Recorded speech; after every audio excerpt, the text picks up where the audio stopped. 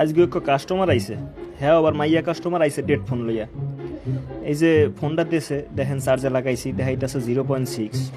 পরে করলাম কি, খুললা কম্পিউটার ইউএসবিটা কানেক্ট করলাম।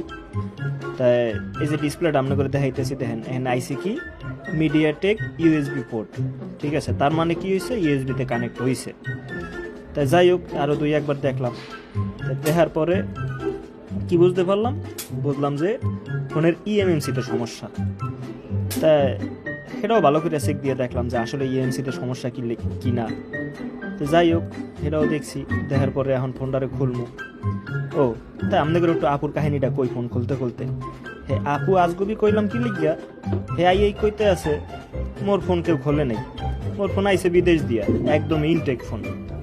তা হ্যার যখন ইনটেক ফোন আইসে বিদেশ দিয়া, বেশ ভালো কথা, ফোনটা লইলাম ডেড ফোন। তা খুললে টুললে মনে করেন এই যে বোর্ডটারে এখন মোবাইলটারে সাইডে রাখমু, রাখা এখন এই যে বোর্ডটারে লইছি হাতে, বুঝছেন। তো লইয়া এই যে এখন দেখতে আসি। দেখার পরে যখন বোর্ডটারে উল্টাইছি, আইয়াম তো অবাক। কি রে ভাই, বোর্ডের শিল্ডিং কাটা কি লিখা, বোর্ডের শিল্ডিং কাটা, ইএমসি উড়াই না। এই যে দেখেন, আবার আপনাকে একটু ভালো করে দেখাই, পেস্টে ভরা বোর্ডের মধ্যে। আবার কয় কি মোর ফোন কেউ খোলে নাই।